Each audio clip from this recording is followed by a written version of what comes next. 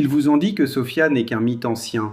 Ils ont aussi dit que c'était un symbole poétique de la sagesse et une histoire d'une déesse oubliée, appartenant à des temples perdus et des parchemins poussiéreux. Mais si elle n'a pas été oubliée par le temps, mais délibérément oubliée.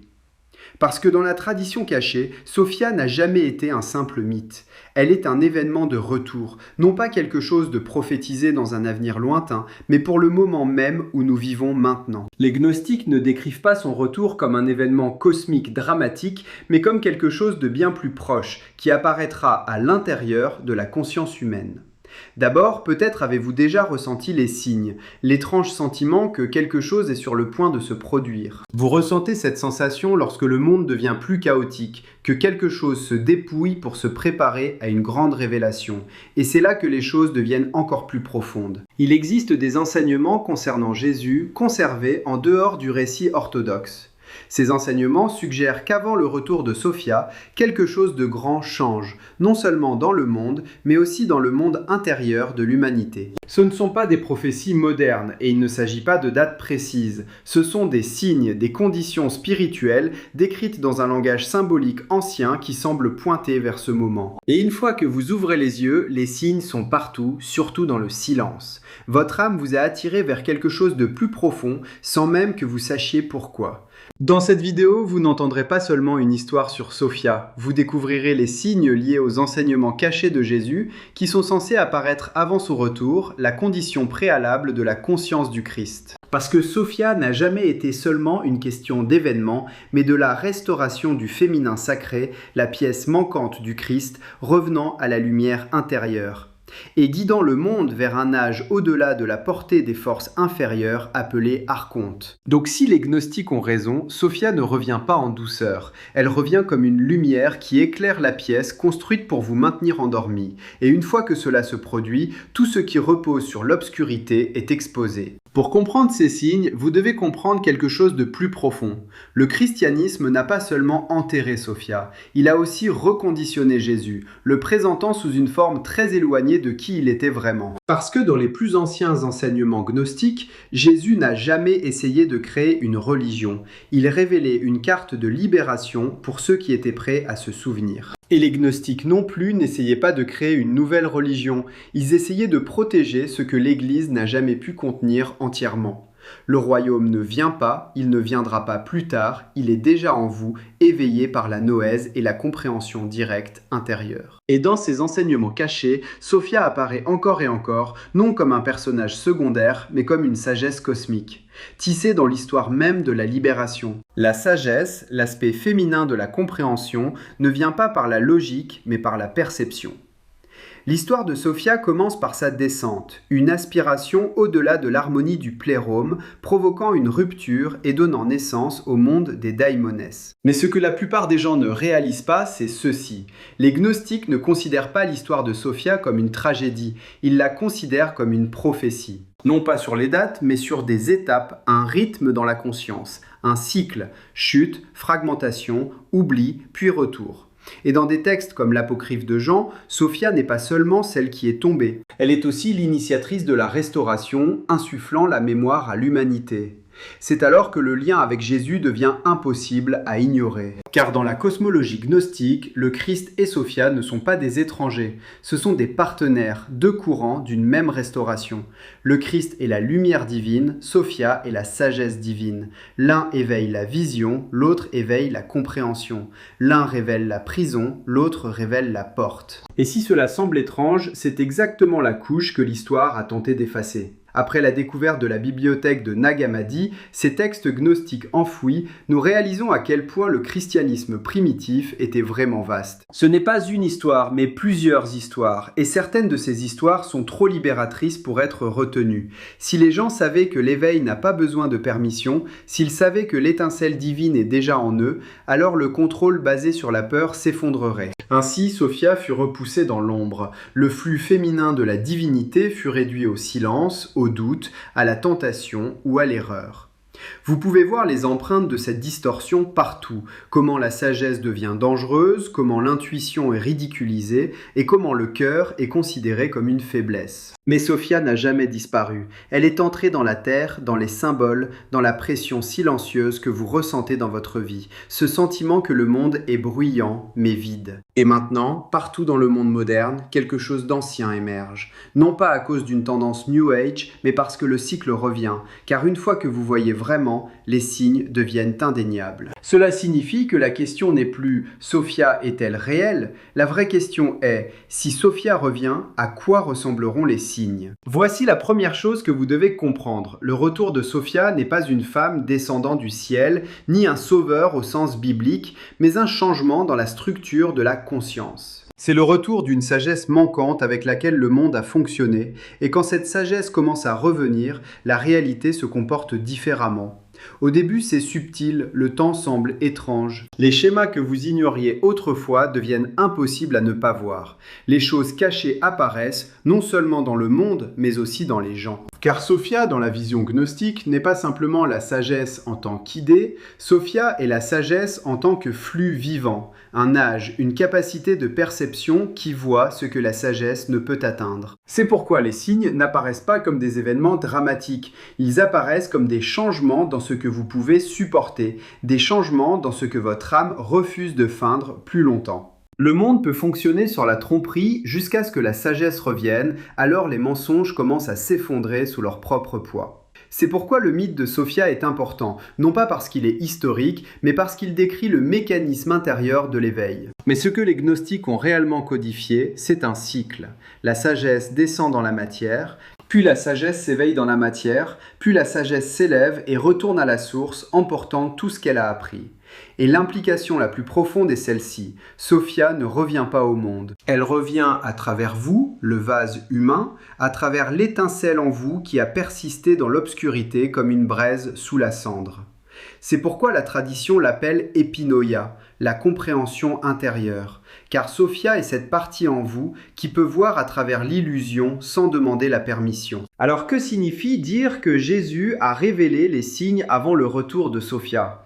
Cela signifie que la tradition intérieure ne parle pas seulement par des commandements, elle parle par des schémas, des symboles et des conditions. Il décrit ce qui se produit quand le monde atteint la limite du déséquilibre, ce que nous vivons actuellement. Et quand la sagesse commence à remonter, et l'instant où vous comprenez cela, vous verrez facilement pourquoi ces enseignements ont été ensevelis, parce que quand la sagesse revient, le pouvoir perd sa force non par la violence ou la force, mais par l'absence de pertinence. Un système ne peut vous contrôler que par la peur et la confusion. Mais Sophia dissout les deux. Elle apporte la clarté, non l'information, et cette clarté vous empêche de réagir, de poursuivre et d'alimenter l'illusion avec votre attention. Vous commencez à voir le contrat invisible derrière le monde. Vous pouvez avoir du confort tant que vous abandonnez la vérité et vous pouvez avoir l'approbation. Tant que vous renoncez à votre connaissance intérieure, vous pouvez être en sécurité tant que vous restez endormi. Sophia est la force en vous qui dit finalement non. Et quand assez de gens atteignent ce seuil, le collectif commence à changer. Voici le moment où les signes commencent à apparaître. Ce ne sont pas des prophéties ni des dates, ce sont des marqueurs indiquant que ce courant de sagesse s'élève dans le champ énergétique humain. Encore une fois, un signe est que l'être humain ne peut plus supporter la vie superficielle. Les choses qui semblaient autrefois acceptables commencent à devenir inconfortables. Les conversations factices, les personnes hypocrites, le travail et les relations superficielles. Un autre signe, alors que le monde devient plus bruyant, plus rapide et plus chaotique, vous vous sentez attiré par le calme. Ce n'est pas une fuite, mais une compréhension intérieure que vos réactions et votre attention nourrissent le chaos. C'est comme si quelque chose d'ancien en vous savait que si vous ne devenez pas silencieux intérieurement, vous n'entendrez pas le signal. Et le troisième signe est le plus incompris car il peut ressembler à de la confusion, de la désorientation, voire un effondrement. Mais ce n'est pas un effondrement, c'est un réajustement. Au moment où la structure artificielle commence à se fissurer, la sagesse peut entrer. Mais pour comprendre ce qu'est vraiment ce signe, il faut le voir comme les gnostiques l'ont fait. Ce n'est pas une crise, mais une porte. Et si récemment vous ressentez cette fissure, vous êtes peut-être déjà devant elle.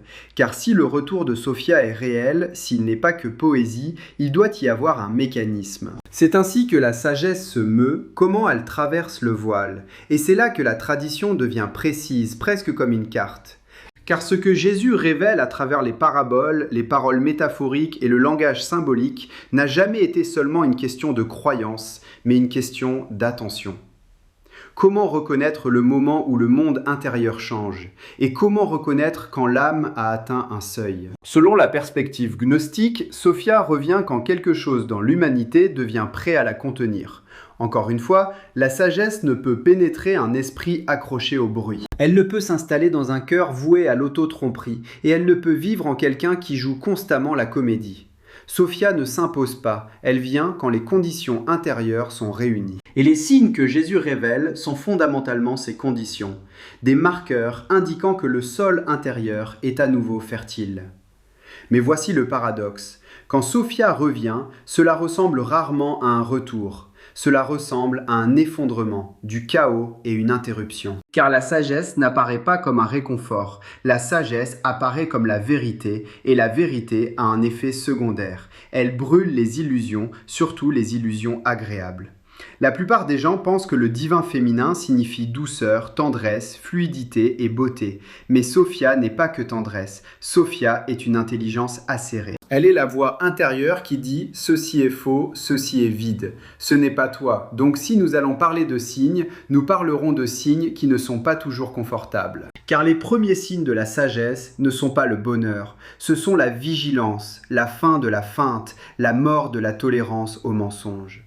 Ce ne sont pas seulement des signes, ce sont des marqueurs spirituels longtemps codés. Parce que le mécanisme intérieur de l'éveil ne change pas simplement parce que les siècles passent, le signe 1 est que l'âme devient allergique à la superficialité. C'est là que tout commence. Vous commencez à perdre tout intérêt pour ce qui vous impressionnait autrefois, non pas parce que vous êtes meilleur que quiconque, mais parce que votre être intérieur ne peut plus se nourrir de choses vides. Vous pouvez encore rire, réussir, mais quelque chose en vous refuse le mode de vie artificiel. C'est pourquoi les gens appellent cette phase l'agitation. Mais ce n'est pas de l'agitation, c'est la sagesse qui revient. C'est Sophia qui vous arrache à la distraction. Car elle sait que si vous êtes encore distrait, vous n'êtes pas encore éveillé. Le signe 2 est que le sens devient plus puissant que le plaisir. Et c'est subtil, mais cela change toute votre vie. Le monde essaie de vous maintenir à courir après la stimulation, car la stimulation vous maintient sous contrôle extérieur.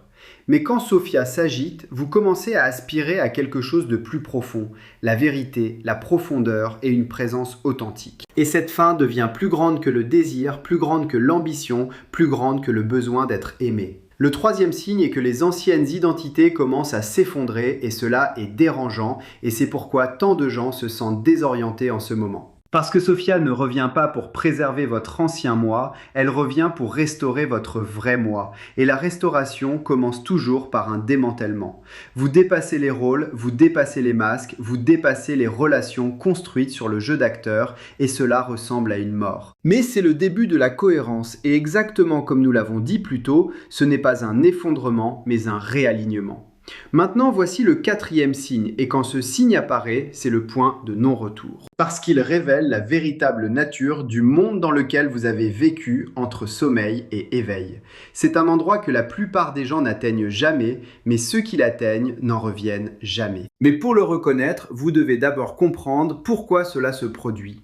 Pourquoi le retour de Sophia ne change pas seulement vos émotions, il change la façon dont la réalité réagit à vous. Parce que lorsque la sagesse s'élève en vous, le monde extérieur ne se sent plus comme avant. Et une fois que cela se produit, tout change. C'est là que cela cesse d'être théorique, car le retour de Sophia n'est pas quelque chose que vous comprenez simplement. C'est quelque chose avec lequel vous commencez à coopérer, et cela commence par une prise de conscience impitoyable. La plupart des gens ne perdent pas le contact avec la sagesse parce qu'ils sont mauvais. Ils la perdent parce qu'ils sont constamment distraits par le bruit intérieur qui les fait réagir, jouer, chercher, s'améliorer.